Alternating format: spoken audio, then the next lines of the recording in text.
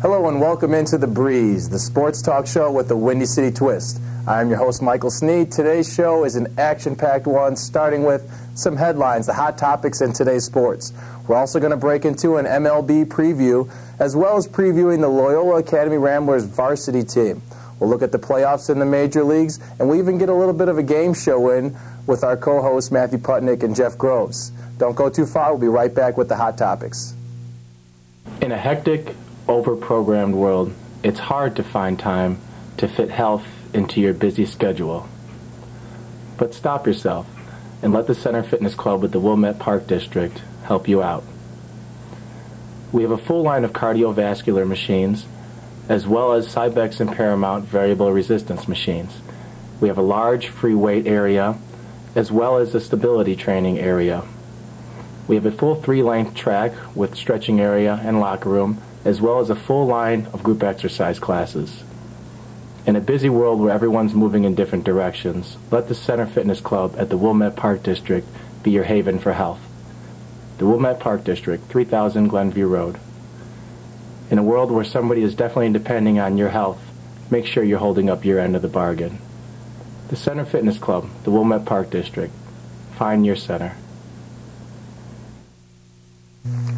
Welcome back to The Breeze, the sports talk show with the Windy City twist. I'm joined now by my co-hosts, Matthew Putnick and Jeff Groves. Gentlemen, thank you for joining us today. Thank you for having us. Well, we want to get started right away. There's a lot of energy around this table. Everyone's in good spirits. We want to talk about today's hot topics. You know, primarily it's March Madness, getting into the beginning of April here. We want to know what's your Final Four. You know, most people think it's either going to be, upset city, you're going to get the Cinderellas, or you're just going to go chalk. Are all the number one teams making it to the Final Four? Matt, who you got in your Final Four? I think it's a tough boat right now to go for because there isn't that runaway one team or two team, Right now I'm thinking UNC is probably my lock number one to get to the Final Four. A team like Georgetown really appeals to me. They got a lot of big bodies down low. Playing in the Big East, I feel that they're a pretty viable team for the Final Four. And then Texas, I believe they're a pretty good team, especially with their guard play. Then I have to round it out with UCLA. Of course, Cali boy over here is going to pick UCLA 9 times out of 10. Well, Groves, who do you got in your Final Four? I see you got your bracket out there. I brought bracket number 1 out of 17. I see, yes. Well, you can't lose that one. Yeah, that's right. So in the first sheet I've done here, I have 2 number 1s making it, North Carolina out of the East and Kansas out of the Midwest.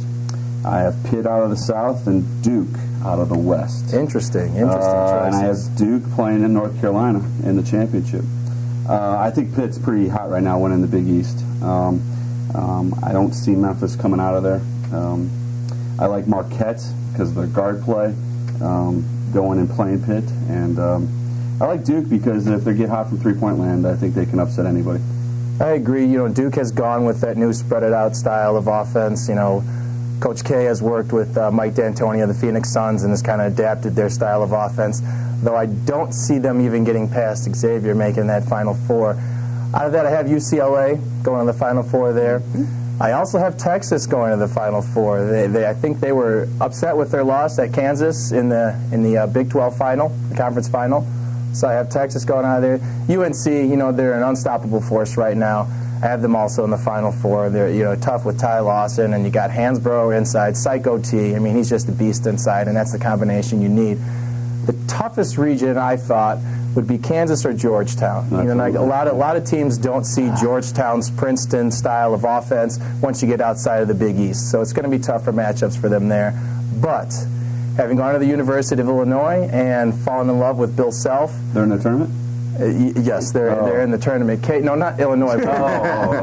Kansas University is who I have rounding out the Final Four with KU and Texas in a Big 12 conference title rematch. KU also winning the national championship this year. Sound the foghorn. Big fan of KU, at least this year. Unless my Dukies get a big center and they can start playing, a more pro style. But when you guys fill out your brackets, do you guys know who you want to end up winning a national championship, or you just sort of piece it together like a puzzle, and it's like, oh wow, I got North Carolina champion? That's part of my problem. I've been called a homer here and there. I start in the middle of the bracket. I start right in the middle with the national champion. I know who I think is going to win it from what limited college basketball I've seen all year, and I work backwards that way. I've been told I'm a bit of a stat geek. I come up with my own BCS system of how I think teams are going to win, and really it's just a scientific formula from there on out. Good kid? I get the sheet in front of me, and I just kind of go from there. I really don't even know who's going to be in my Final Four until I'm at that Final Four, until I'm at that Elite Eight, and I got to pick that Final Four, and that's really when I start nailing down who I actually think is the best team in the land. Yeah, I'm the same way because for no reason am I an ACC fan, but I end up having Duke and North Carolina in the championship game, which is how it turned out for me. I love Duke. Interesting. I'd also like to point out in this show that in the NCAA poll that we've done, there's been one particular winner the last couple of years, and that would be this end of the table. But moving away from that topic, really briefly, I'd like to speak on one of my favorite athletes, and probably has changed the face of sports today, and that's Tiger Woods. Probably one of the most influential people in society right now.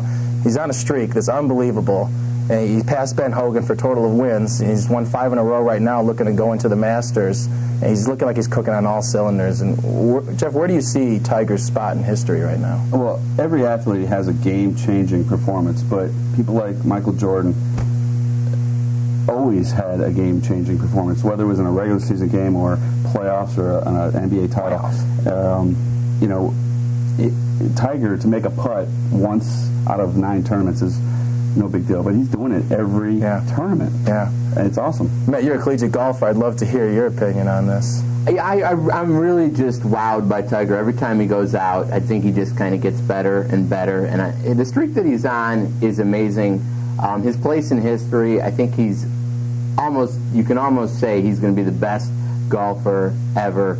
Obviously, he has to play more years, get more Masters under his belt. But for anyone who plays golf, I think you can really understand just how good he is, and he's just amazing. Quickly, yes or no, does he get the 18 majors? Does he break it? Absolutely. Absolutely? Yes. Absolutely.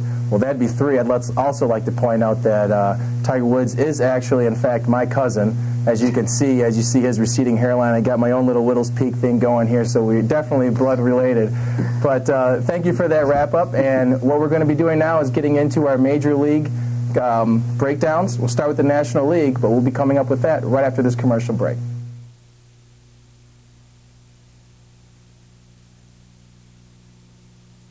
It's August, and back to another school year.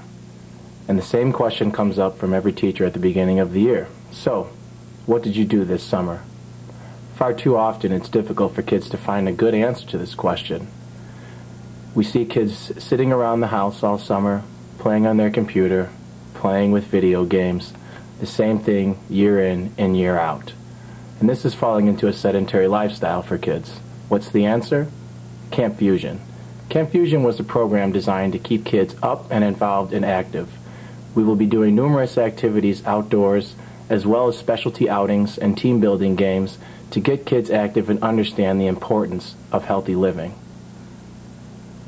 For more information about Camp Fusion, contact Michael Sneed, Fitness Manager at the Wilmette Park District.